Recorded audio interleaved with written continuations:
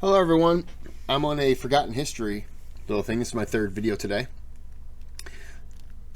Other ones were interesting, so I'm checking it out. This is Sea Monster that sunk a German U-boat, WW1. Forgotten History's channel. I just did the white slave trade, interesting, and then I just did the Tiger Massacre in Russia in the 1920s. And that was interesting. Short video. I'm not going to talk. I didn't talk much on the last one, so I didn't really have anything to add. So let's get into this one. Ow! Ow! Sea monsters. Creatures from folklore believed to dwell in the sea and often imagined to be of immense size. It seems like it's in my left ear, not so much in the right. That's not me. That's the video. Apologies.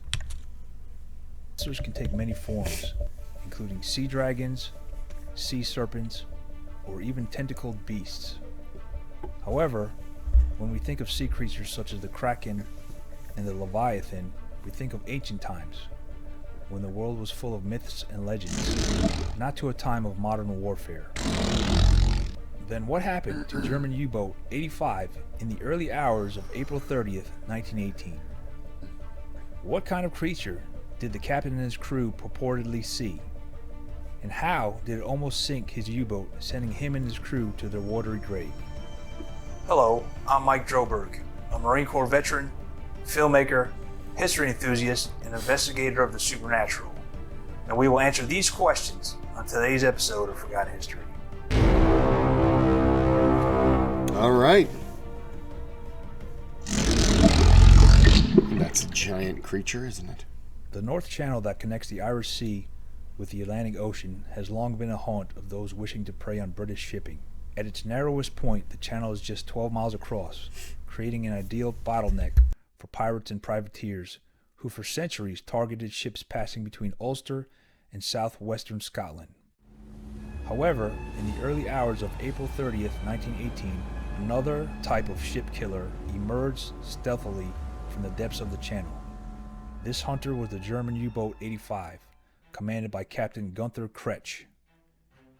For the previous 2 weeks, ever since it left its secret pen on the German island of Heligoland, U-boat 85 had been patrolling the Irish Sea, looking to unleash its 10 torpedoes on merchant ships bringing vital supplies to Britain from the US and Brazil. However, much to Kretsch's frustration, U-boat 85 had not had much luck. Although other German U-boats had sunk nearly 280,000 tons of Allied shipping that month, not one had been dispatched by Kretsch. Accompanied by a few of his officers, he stood in the conning tower, scanning the waters through his binoculars by the light of the full moon, knowing that tonight would be the night his luck would change. But before he could target his next victim, U-boat 85 was rocked by an almighty surge on the starboard side, followed by a terrific thud, as if something landed on the deck. Kretsch looked down and, to his bewilderment and horror, saw a huge sea monster emerging from the water and climbing onto the side of his U-boat. This beast had large eyes, set in a horny sort of skull, Kretsch is reported to have said. It had a small head, but with teeth that could be seen glistening in the moonlight. Could this have been a remnant of the dinosaur age? Based on his description, it sounds like they encountered a Mosasaurus, an aquatic reptile that went extinct over 66 million years ago, with the Mosasaurus hafamani, the largest known species, reaching up to a size of 20 meters or 66 feet. If it was indeed a Mosasaurus, it could have given the U-boat and his crew a run for its money. Kretsch claimed every man on the watch began firing a sidearm at the beast, but the animal had hold of the forward gun mount and refused to let go. Then, the weight of the monster was so great it was forcing the 730-ton submarine down into the water, with its hatch still open. Kretsch knew the U-boat would sink, so he ordered his crew to keep firing. Eventually, with its mighty body riddled with one too many bullets, the monster finally let go of the now mangled gun mount and slipped back into the depths. Although the crew were safe from immediate peril, it soon became apparent that the creature had severely damaged the forward deck, leaving the U-boat incapable of diving. As dawn rose, U-boat 85 became a sitting duck for the many ships of the Royal Navy patrolling the channel. Among them was an armed drifter called the HMS Coreopsis, which cautiously approached the damaged submarine as it bobbed up and down. To the astonishment of the British ship's crew, the Germans were standing on the deck with their hands up and were willing to surrender without a fight. It was only when... Yeah, they want to get the hell off that boat. They don't want to go back under. I don't blame them at all. Hell with that. The trembling seamen were on board, and Kris told his tale that it became apparent quite why the Germans seemed to be so grateful to be taken prisoner.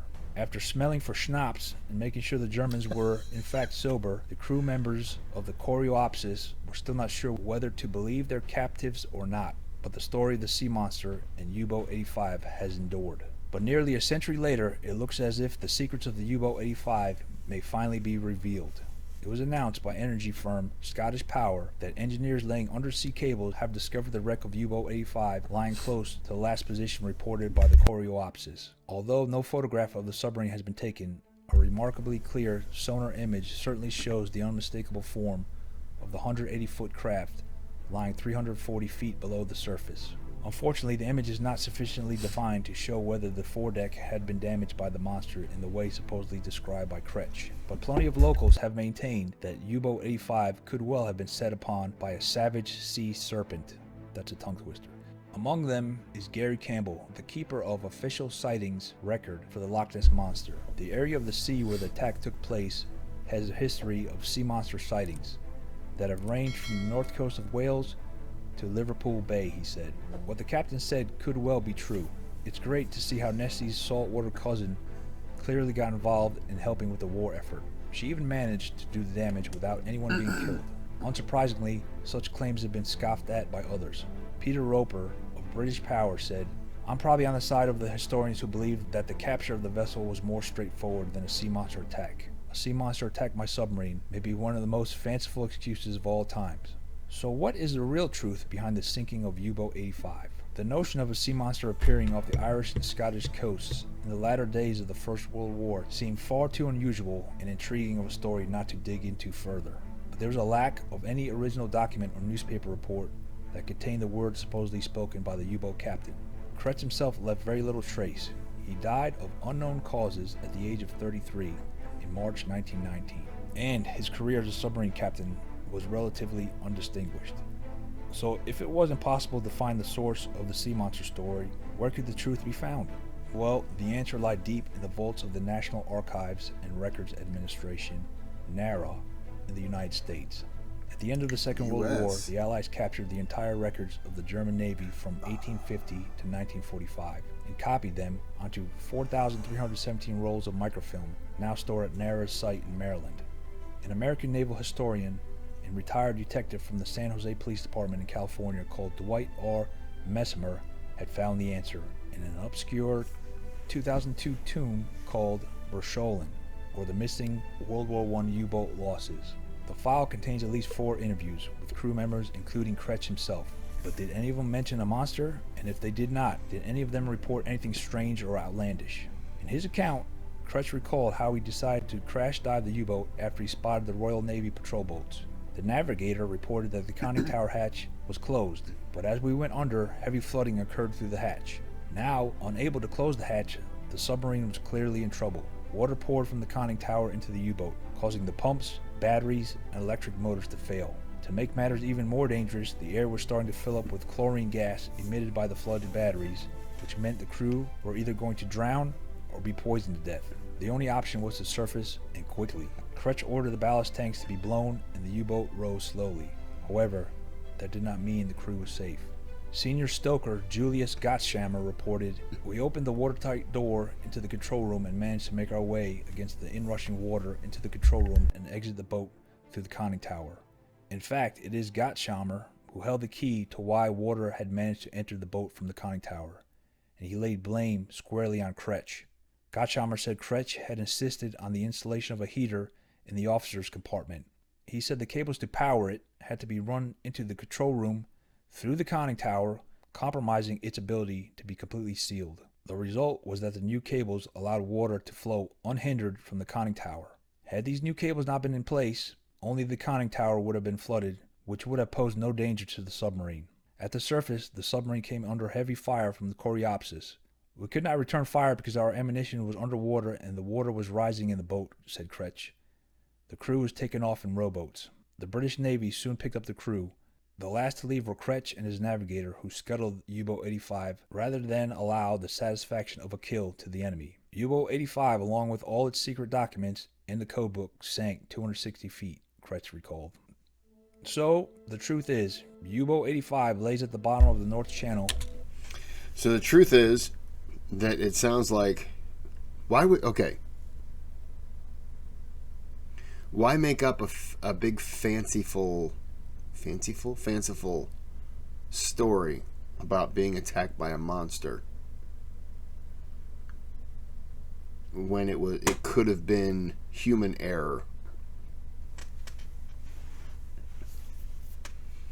Do you think that creating that story will make you look more innocent? It would kind of make you look ridiculous. I don't know. Because its commander wanted to keep warm in his quarters, and not because of a mysterious sea monster. Had the cable not been installed, it is likely that the submarine could have made its escape. It is not known how Kretsch's superiors reacted, but I'm sure they weren't happy. So, the source of the myth was Kretsch himself, who felt unable to admit that he had lost his boat for such a stupid and trifling reason. Far better, perhaps, to lay the blame on a sea monster than on a desire to keep his fussies warm. Thanks for watching today's episode of Forgotten History. Yeah, that just makes him look really stupid.